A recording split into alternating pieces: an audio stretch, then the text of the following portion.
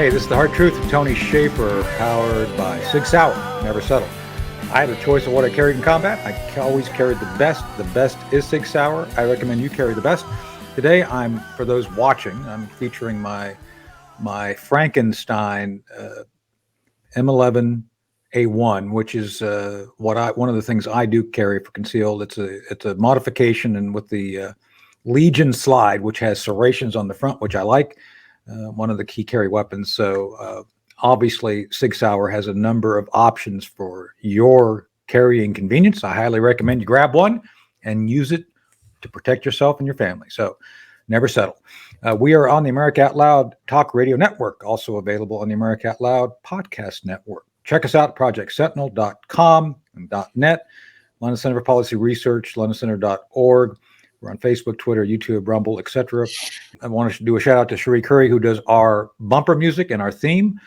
Cherie, we love you big, and we always appreciate your support. So without further ado, we're going to roll it right into our guest, Joel Gilbert. Joel Gilbert's producing a movie.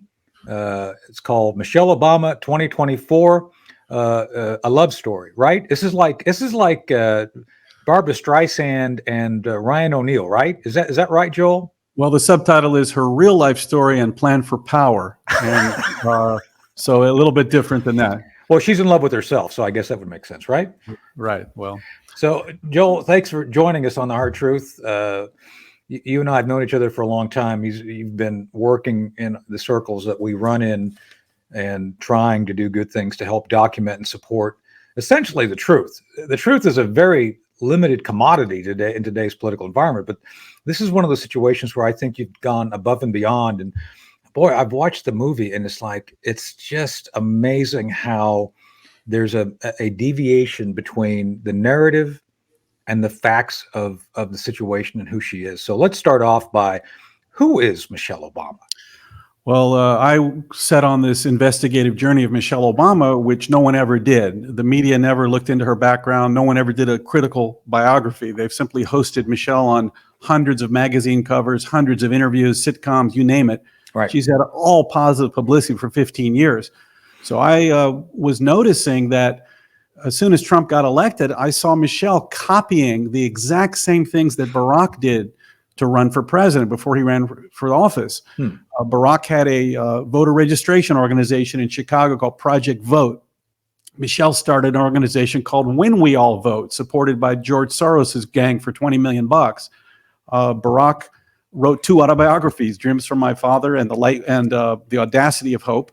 Sure enough, Michelle wrote 2 autobiographies, the best-selling Becoming and then The Light We Carry. They're both also on Netflix as movies. And Barack was the keynote speaker for John Kerry in 2004, introduced him at the DNC convention. Sure enough, Michelle was the keynote speaker who introduced Joe Biden.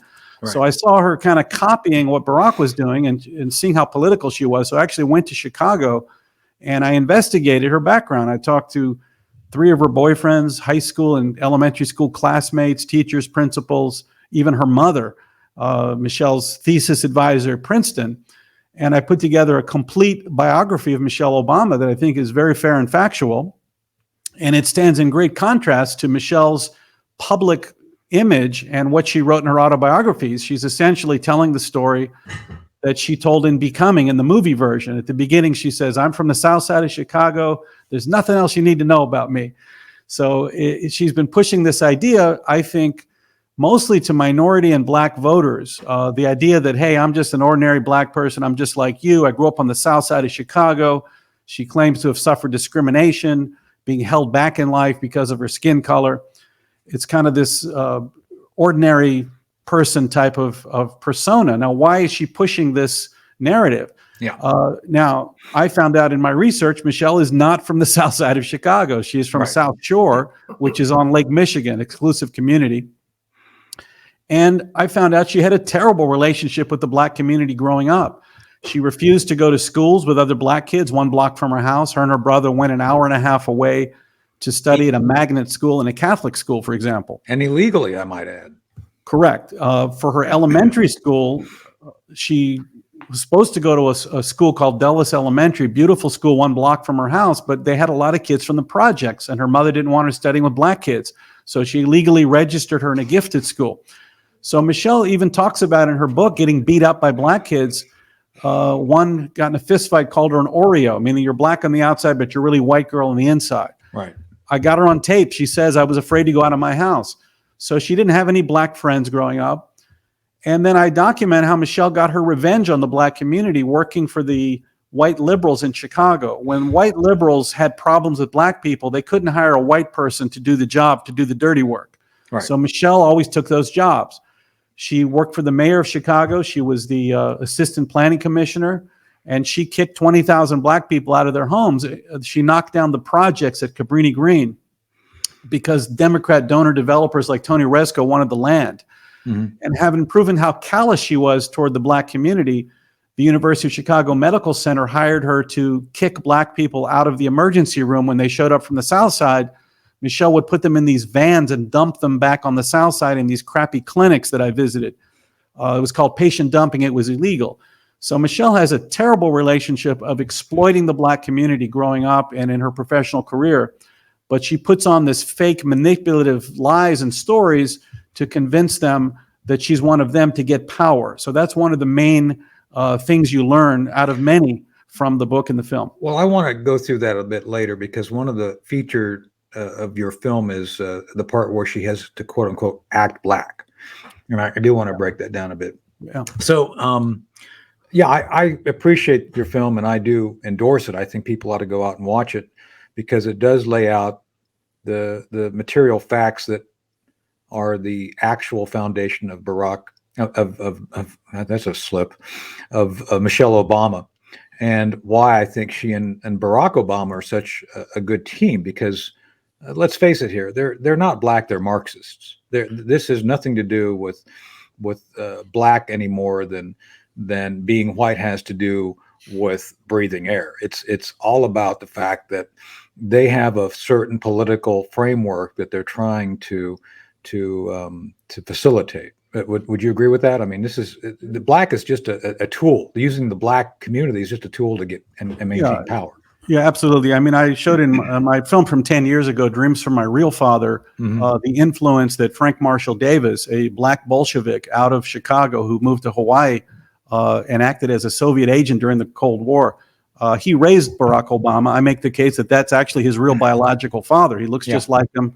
So Obama had a foundation in radicalization by an American communist. And I reveal in my film what no one knows is that Michelle Obama was very close to none other than Bernardine Dorn, one of the heads of the Weather Underground domestic terrorists from the 60s. Michelle worked with her for 2 years at the Sidley Austin law firm. And her and Barack would go to the house of her and her husband, Bill Ayers, for dinners for years in the 90s. Michelle brought Bernardine as a guest speaker to her community organizing group called Public Allies. And Michelle's anti-American rhetoric that you might remember from 2008 when she campaigned for Barack, she said, you can't buy food in this country, you can't afford health care, don't get sick in this country. All that stuff, the politics of fear, it's straight out of Bernardine Dorn's mouth. So both Barack and Michelle were radicalized, I think, by ideological radicals to be anti-American. And that's their real agenda, despite these facades that they put up to say, oh, I'm just an ordinary black person that struggled and you should support me because I understand you. Their agenda is completely different. Obama did nothing for minority communities when he was president. And I'm convinced Michelle has the same agenda as Barack. Well, I'm with you on that. And I do believe that's the plan. So let's look at that for a second, because one of the things your film does touch upon is the fact that the black minorities inside of the city, the inner cities, have been essentially a resource the Democrat Party is basically captured. That basically poverty is poverty.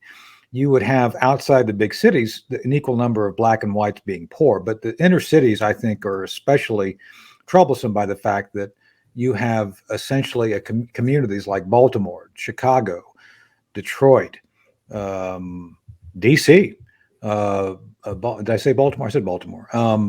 Boston. You have these inner city hellholes where you have minorities who live somehow believing that they cannot survive without some level of government support, and that because they need to be supported, politicians have a symbiotic relationship. It's like, well, they can't live without us, and the inner city poor believe they can't live without the government. So it's kind of this symbiosis that goes on and on.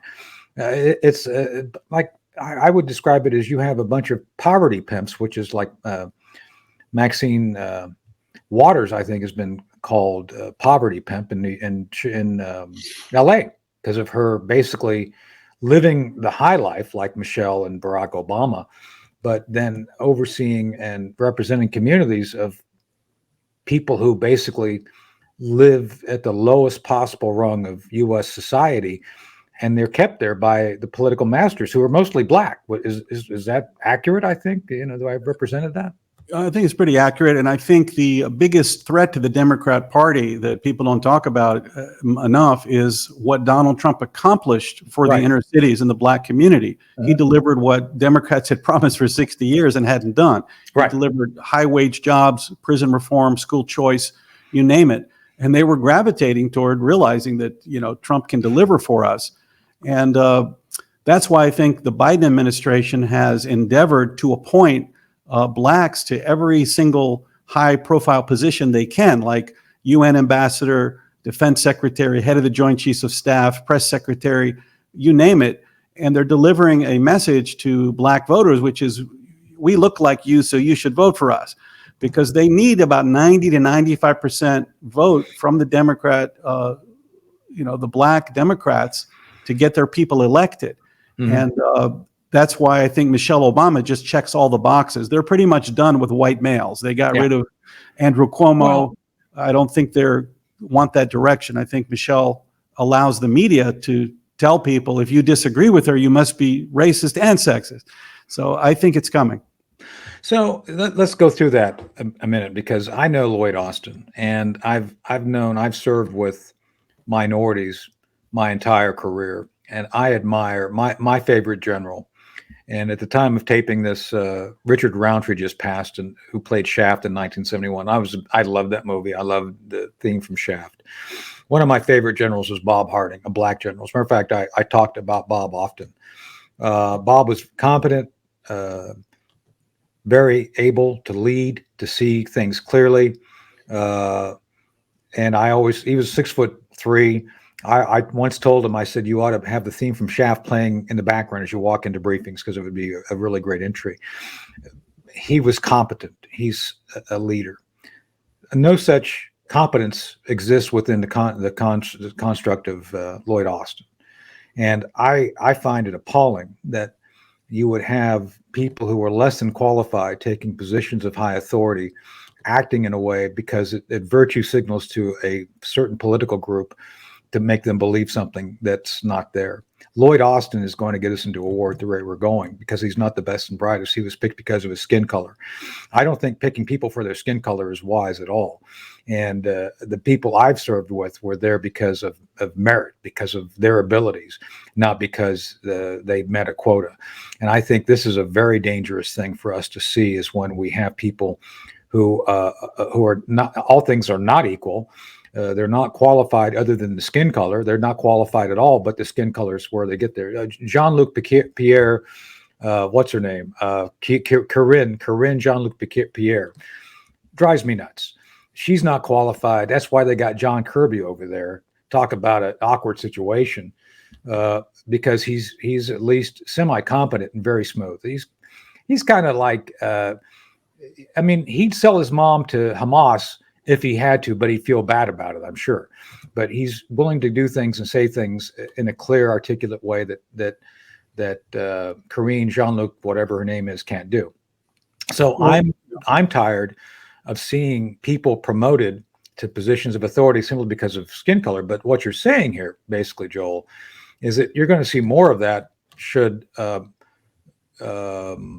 they move forward. That is, Democrat Party, the progressive wing of the Democrat Party, putting Michelle and others forward, because it's all about using the black culture and black people as a tool for political gain and power. Is that accurate? Yeah, look, it's a desperate attempt to try to recover from the inroads that Donald Trump made with minority communities. They believe it's very shallow and insulting. If you take someone like Kenji Brown Jackson, we'll appoint this radical leftist to the Supreme Court because she's a black woman. Right. We'll appoint all these people because we think that black voters will vote for us because we look like them. That's a pretty insulting idea, but they're definitely pursuing it. And that's how they, I guess the disdain they have for black voters, is that they're that shallow that they would vote for that purpose. But it's certainly, I think, what they have set up for 2024. I mean, they moved the Democrat Party first primary out of Iowa, where Michelle Obama would have had to campaign in 100 counties, to South Carolina, where half, they even said, because there's more black voters, half the Democrat Party electorate for the primaries are African American. They moved the convention to Michelle's hometown of Chicago, of all places. So we've got a December 23rd deadline coming up to get your signatures in to appear in all the primary ballots. So I'm predicting sometime in November, a few weeks from now, I think Michelle's going to make her move. I don't think that Biden has to drop out. He can run all he wants, and Michelle will trounce him in the primaries. Let's cover that in a second. I want to get to that next, but let's hit one other thing real quick regarding the black community before we depart from that. Right now, I live in a place called Edenton, North Carolina. It's a very small community, a lot of very poor minorities. The very people who Barack Obama, Michelle Obama, Joe Biden all promote, that is to say that they believe that they want to support the little guy, that they want to make sure that everybody has this equal economic opportunity. It's a lie. Because of inflation, because of the price of gas, I have seen people suffer greatly. When you're talking about people who basically probably don't even make $30,000, $40,000 a year as an income, boy, you raise prices of everything, it hurts them badly. We're all hurting, but they're really hurting. Joel, how is it those folks would be expected to vote for Biden or Obama? Because there's, Barack Obama, Michelle Obama, Joe Biden, they're all part of the same collective. Their policies would not deviate in any great degree from each other. Michelle Obama would not change the fundamental direction of the Democrat Party's path to using green energy to basically enslave people. They take control of means of production of energy. They would not change the direction of the economy, where basically goods and services become so expensive that only a handful of people can do it. Do you think that somehow the black community is going to continue to support these folks with Obamacare and all these other things, or I should say Bidenomics and all these other things, which have badly hurt them? Look, it does take a lot of work. It's taking more and more work by the Democrats and the media to convince black voters that Democrat policies are good for them. Even back in 2008, black voters did not think Obama was black. They did not support him at first. They thought he was a white guy who grew up in a white family in Hawaii, and he's an elitist Harvard guy. It took a lot of work by Michelle Obama, and you can see that in my film, where she went around the country speaking in a phony urban accent to black voters, trying to convince them that they were a typical black family. They eventually succeeded with the media's help. But black voters are no fools. I think more and more they understand that the Democrats have done nothing for them. And that's why you see this rather desperate attempt to appoint unqualified blacks to all these high-profile positions. That's what the Democrats are up to. And Michelle has never really had an original idea. She just repeats whatever is going on, and whatever the Democrats are saying, she repeats it. When she introduced Joe Biden at the DNC, she said, police are using rubber bullets, and pepper spray on innocent, peaceful protesters. She'll do whatever the Democrat Party says she should do. And it's all the very same policies as you mentioned. How many black people do you know that has a home in Hawaii?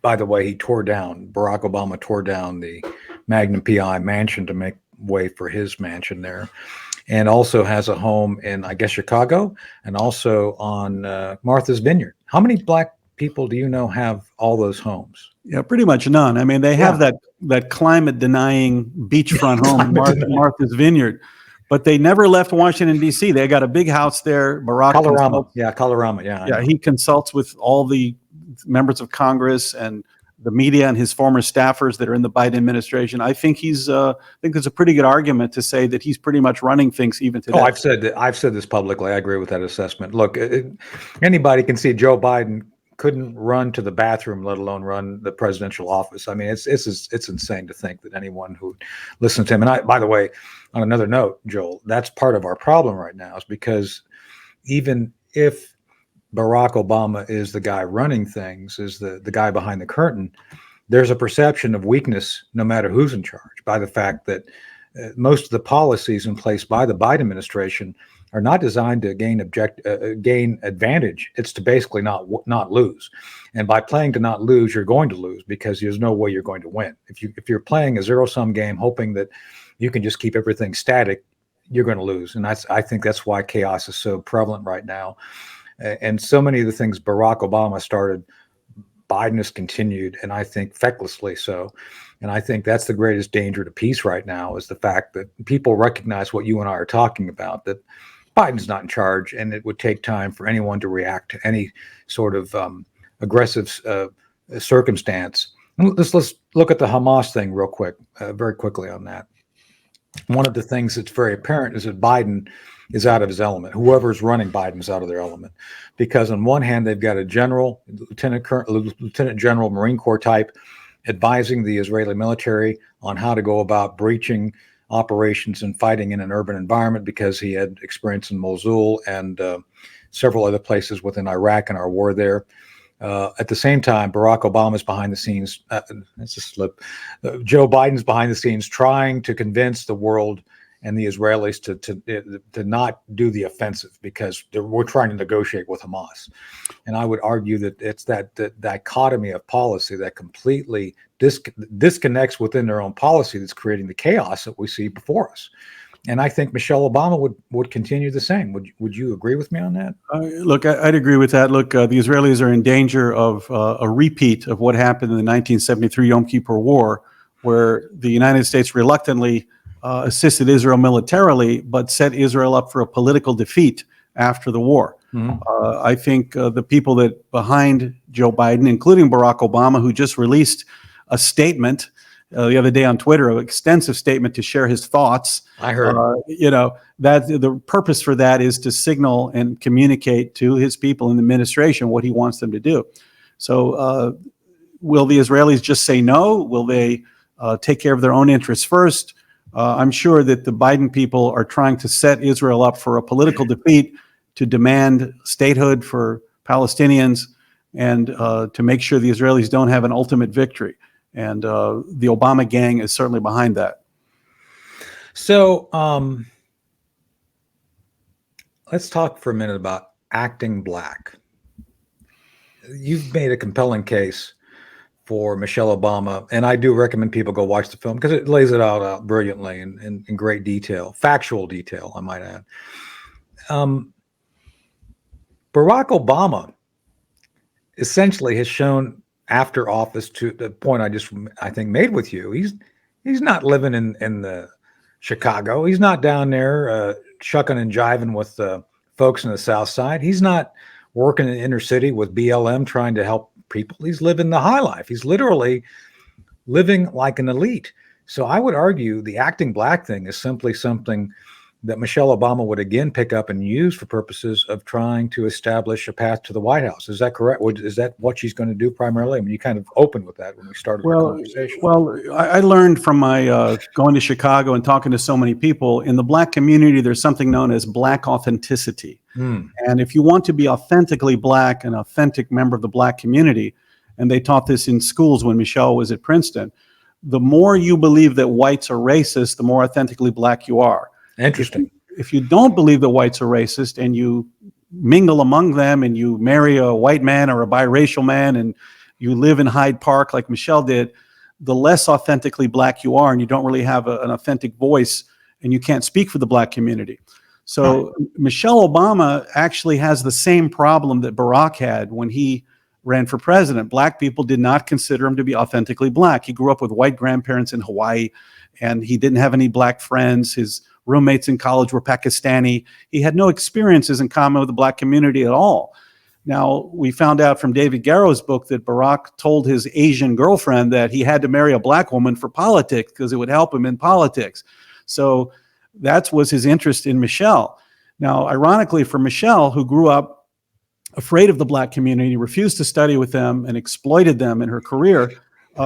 Because Barack was biracial, it made her feel more white. She wanted to be more. She wanted to be more white. Interesting. And Barack wanted to feel more black. So that was their original, attraction. So it really is like that Oreo thing, right? It's Michelle really is an Oreo. When Barack met her, Barack talked about Michelle reminded him of his white grandmother from Kansas City. Michelle, in her book, she says she admired her hero was Mary Tyler Moore growing up. She watched the Brady Bunch. She had no black friends, and she wanted nothing to do with the black community. That's why she's such a manipulator in politics, where you'll see in my film, she uses a phony urban accent. Today, you could be arrested for a hate crime if you talk to a black audience the way Michelle did. She, instead of wearing her fashion, she was a big fashionista. She went to the Miracle Mile in Chicago and always was on the best dress list, Vanity Fair best dress list, with all the fashion. When she campaigned for Barack in 2008, she showed up looking like a homeless person. She didn't comb her hair. She wore an old sweater. Right. She wanted to pretend to be, I'm just an ordinary black housewife from the South, It's all fake. So neither Michelle nor Barack really qualify for being authentically black. But, well, we got to take a break here. We're halfway through the show. But Joel, do you think if I asked her, she could teach me how to be authentically white? Do you think she could help me with that? I mean, she could just be herself, because that's her real problem. She really is an Oreo. She really is a white girl. She has nothing in common with the black community, except for politics. She puts on all these fake stories of suffering from racism that I expose in the film are completely phony. Yeah, I suffer from racism too, from them being racist. So just saying. So anyway, we're going to take a break. We're halfway through. This is the Hard Truth. Tony Shaffer. We're going to return with Joel Gilbert, talking about Michelle Obama and her and his movie Michelle Obama 2024. We'll be right back after this break. Hey, this is the Hard Truth. Tony Shaffer, Part 2. Still powered by Sig Sauer. Never settle. I had a choice of what I carried in combat. I always carried the very best Sig Sauer. You should carry the very best. Never settle. We're on the America Out Loud Talk Radio Network and the Podcast Network. And we are Project Sentinel, projectsentinel.com, .net, and London Center for Policy Research. And you can find us on Facebook, Twitter, YouTube, and Rumble, and all those great places. So we're continuing our conversation with Joel Gilbert regarding Michelle Obama, his movie, Michelle Obama 2024. It's both a movie and a book. I was reminded it was a book, so you can go check it out. Joel, is there a scratch and sniff section where you can basically see what it smells like to have chitlins on a Friday night? I mean, I'm just curious about that. It just, you should. You should. Chitlins are delicious. They're not healthy, but they're delicious. I kind of doubt it, considering what you guys were talking about in part 1. Well, so before I let Joel speak, I mean, this is my show, so I get to speak. But Joel, I have a question for you. What did Michelle become? Because she says it's like her book's called Becoming, right? Yeah. I mean, what does it mean? What does that mean? Look, Michelle, becoming, when a relatively younger person writes an autobiography, it's for politics. It's to cover up things they don't want you to know about. Yeah. It's to create false stories. Michelle tells these fake stories of suffering racism growing up. One of the big ones I exposed is she's always been telling people her high school counselor racially profiled her because she applied to Princeton University. She told Gayle King even recently that the counselor said, "You're black applying to Princeton. Maybe you're stretching." Well, I found out her guidance counselor was a church-going black woman named Nan King, who passed away in 2005. That's why Michelle gets away with it. But this is why the Obamas make up fake stories of racism. That's why Barack Obama embraced Black Lives Matter and brought him into the White House, because they're not authentically black. And to be authentically black, they have to pretend to have suffered racism, and they have to pretend to believe that whites are racist to get support of the wider black community. So these are kind of inter-black politics. The Democrats need about a 95% support of the black community to get elected, and they're willing to make up any number of lies, and the Obamas have been doing it for years. Well, I want to circle the square before I let my colleagues jump in and start speaking. In the movie, you point out at the very beginning of the movie, the link, or I should say the break, between radical left movements and the Democrat Party in the 60s. And basically both parties basically ignored or avoided the violent elements. You're essentially saying, because of BLM and others, The Obamas are going to embrace the violence. Is that what, and especially Michelle, would she basically bring the 60s, the violence we saw in the 60s into the 2024 and use that as a political tool going into the election if possible? Look, I made a film called The Trayvon Hoax a couple years ago, which showed that the entire Trayvon Martin case against Zimmerman was made up with a fake witness. The girl, Rachel Gentel, was not on the phone with Trayvon, was not his girlfriend, and the prosecution knew it. FBI knew it. But Obama invited Black Lives Matter into the White House. They were rioting all over the country. Obama said, you got to keep it up. You got to support them. So it goes hand in hand. The radical left and their violent street thugs are part of the program. When Michelle introduced Joe Biden at the 2020 convention, she said, Black Lives Matter protesters, the police were using tear gas and rubber bullets on peaceful protesters. So they keep up the lie, and I think they enjoy having these radical street thugs on the street to enforce their program. Wow. Yeah, that's amazing. That makes me think of, when the BLM riots very first broke out, and there was so much in Portland, Seattle, and there's a reporter standing right there live saying, well, it's mostly peaceful. And right behind them, there's fires. Cars are on fire. You see this. I still remember this. This one guy just ran up to this total stranger walking across the street and hit him on the back of the head with a baseball bat. Yeah, it's mostly peaceful. I mean, I don't know how stupid can the reporters be, But I didn't know you did a documentary on Trayvon. I got to go back and find that. Sounds interesting.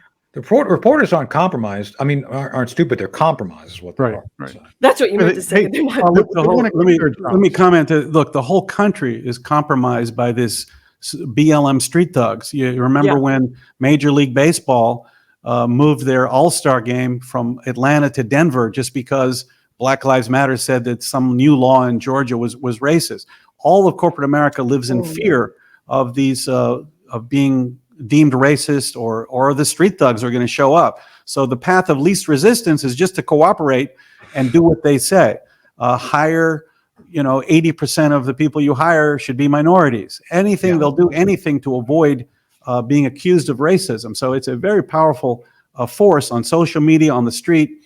And that's why when you turn on an NFL game, you see the anti-racist BLM messaging on the end zone. It says, end racism, as if we have some huge racist problem. I grew up in the 70s in Tennessee, and black kids and white kids were all together in the 70s. I never heard the N-word, and we're still friends to this day. So suddenly, when the Trayvon Martin case came up, Obama endorsed this narrative of Black Lives Matter that America is an inherently racist country. Well, where's the racism? We don't really know of any racism. Well, it's in the system. Well, where is it in the system? It's systemic. So this is what they've turned America into.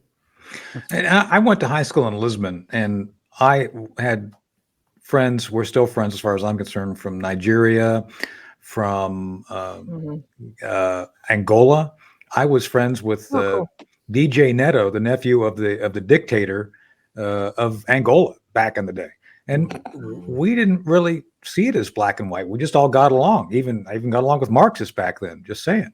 But it was just interesting that they've made such an effort to essentially move the dial from everybody wanting to be integrated to basically reestablishing segregation. Because, Joel, that's what they're doing in some of the universities.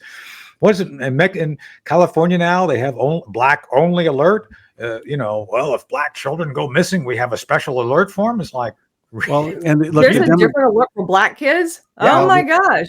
Well, this is where the Democrats and the Obamas have been the chief manipulators of race to get power. People thought we would have a post-racial presidency. We'll elect Barack Obama, first biracial or black president, and he turned race relations upside down, 100% in the opposite direction.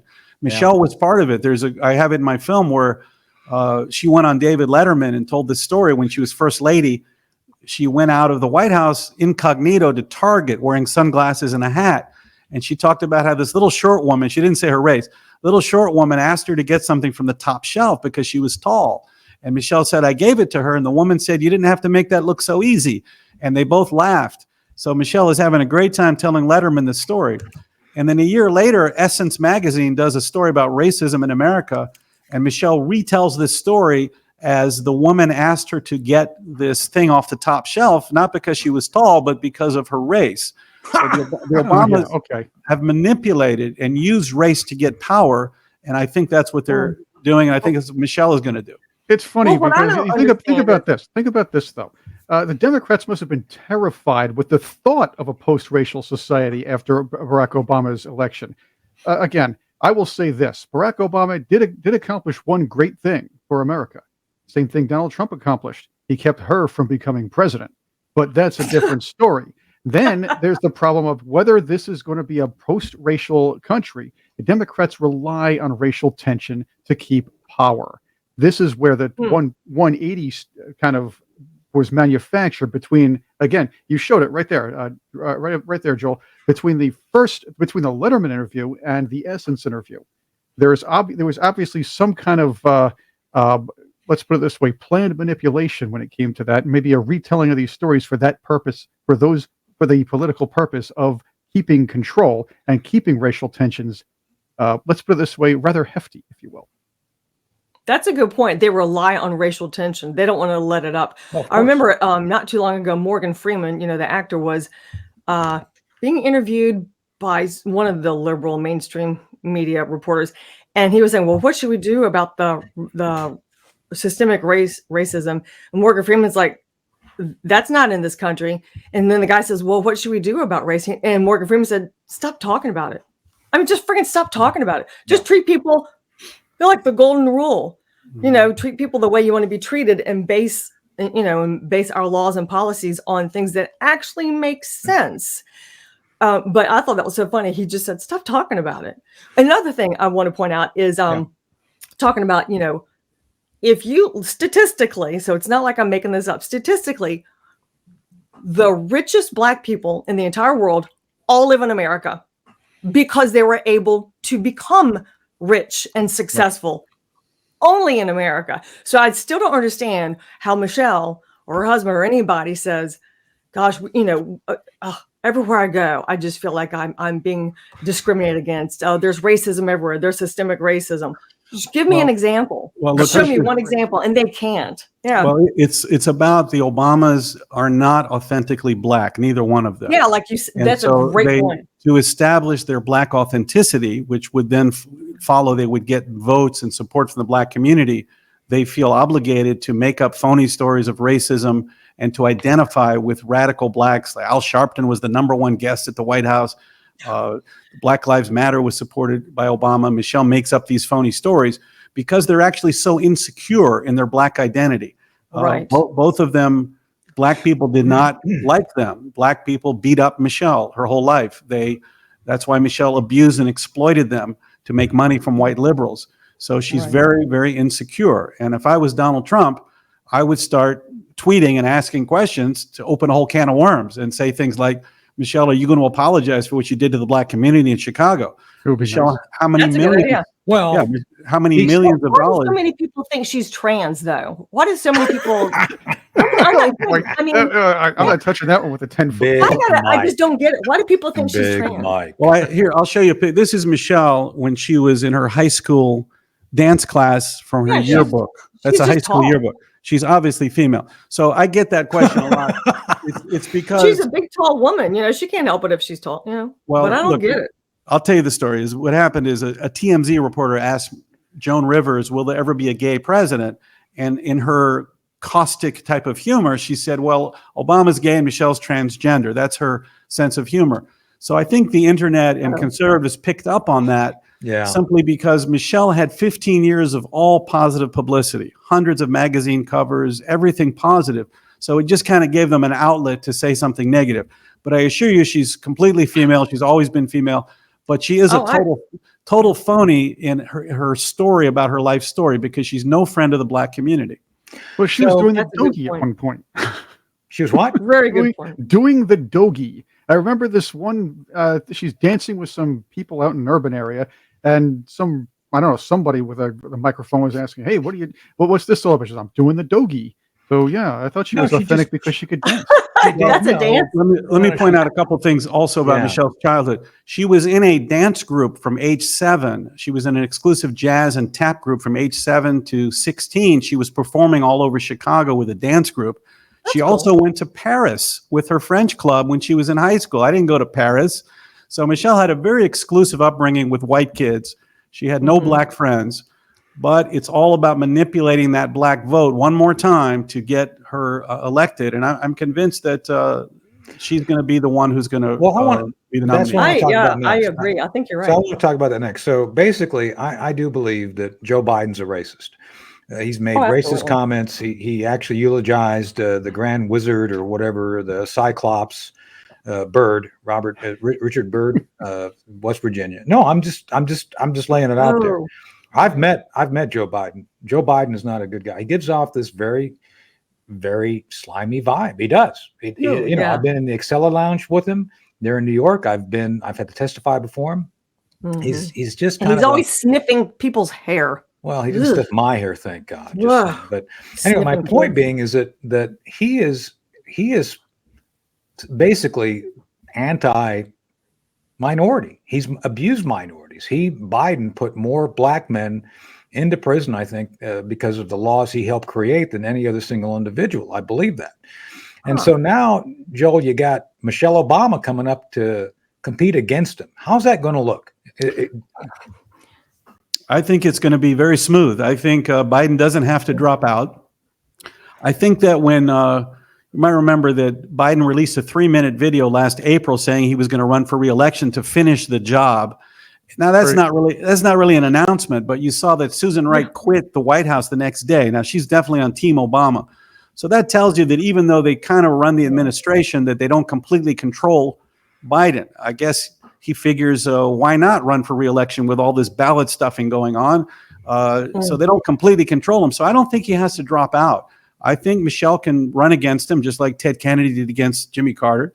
And Michelle's the most popular person in the country. She has a huge following.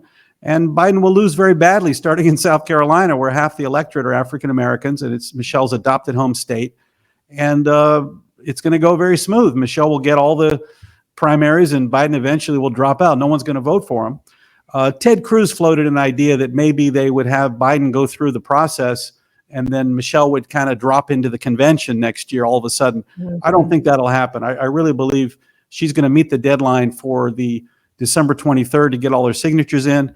I think it's very interesting to see what she's up to. Even the last few days, she told a private audience in Nantucket in Massachusetts that she was very worried about Trump winning the White House. Interestingly, she tweets 3 times a day for years, 3 times a day. She has not tweeted anything at all since October 7th, since the Hamas attack on Israel.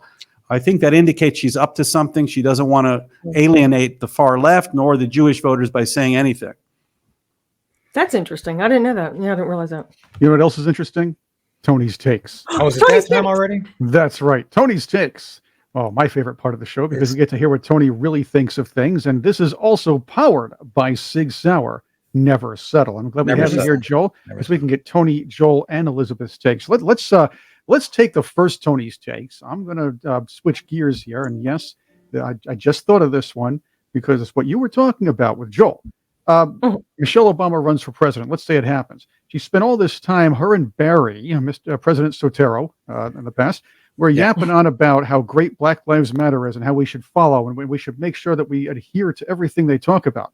Well, they come out last couple of weeks in support of the Hamas rampage against innocent civilians, women, children, grandparents, and it was disgusting, the hostage taking and everything else. Right. How? And in all the efforts to whitewash the political associations with between Barry and Michelle, how are they going to whitewash this one if she decides to run for president? Tony, what's your take? So I think it's very clear that Black Lives Matter should be adapting a philosophy of becoming more able to go and deal with groups in the Middle East. As a matter of fact, I recommend we export Black Lives Matter to Hamas. What do you think? That's a great idea. Just put it, say, Black Lives Matter, you're not radical enough. Why don't you go to the Gaza Strip and learn how to be more radical? So I think that's my take on it. But the thing is, though, if we try to put them on a plane and send them there, they're not going to go. So we have to lie to them and say, "Oh, you're going to Disney World." So we say, "Well, it is not the terrorist Disney World, of course." And then they fly over the water. Then they realize, "Oh, we're not going to Disney World." Yeah. Yeah, I can give you a little background. This nobody really talks about. I've tweeted this before. But Black Lives Matter is actually an offshoot in Florida of a group called Dream Defenders in Florida that was founded by Palestinian Americans. And their goal was to recruit Black Americans and teach them Intifada.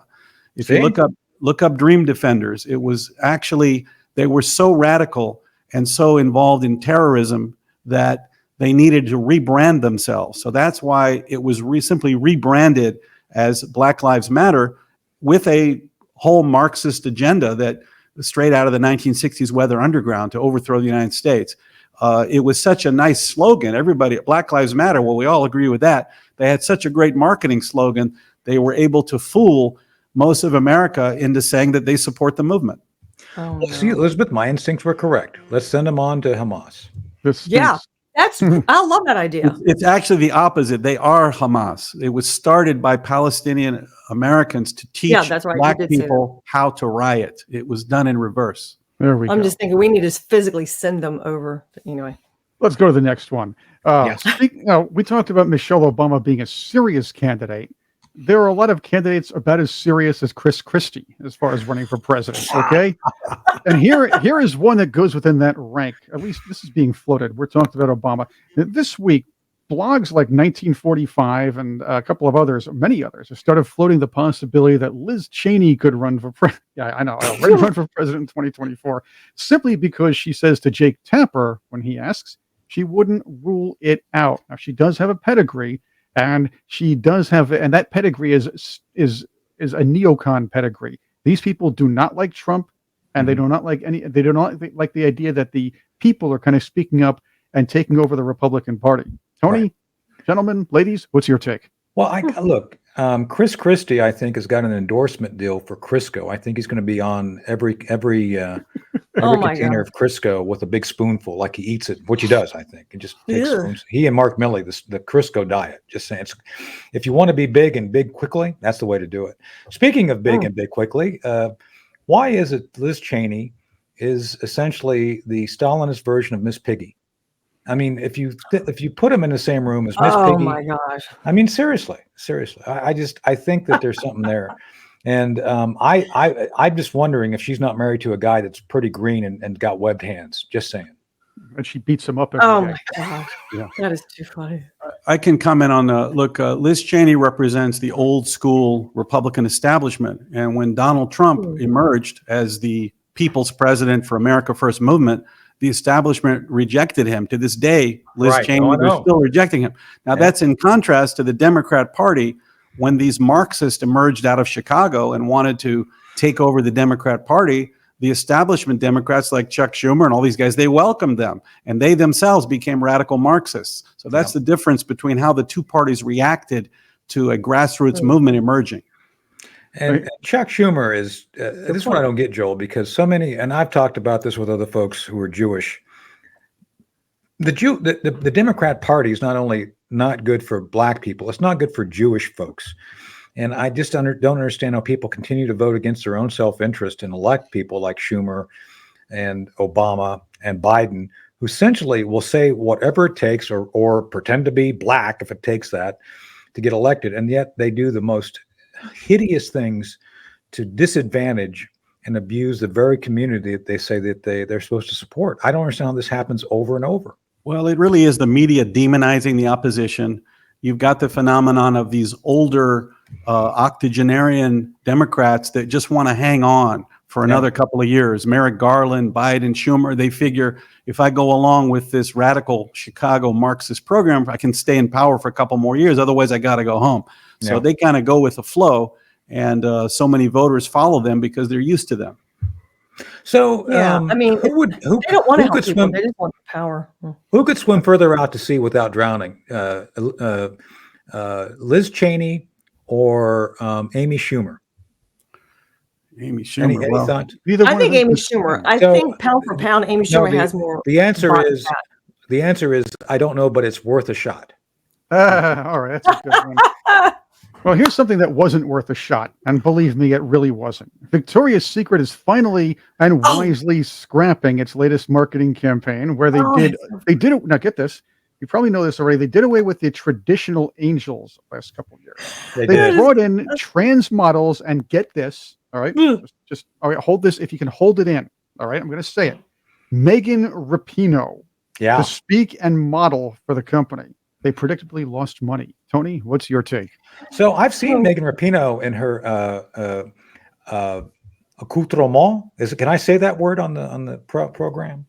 And she looks like a 10-year-old guy.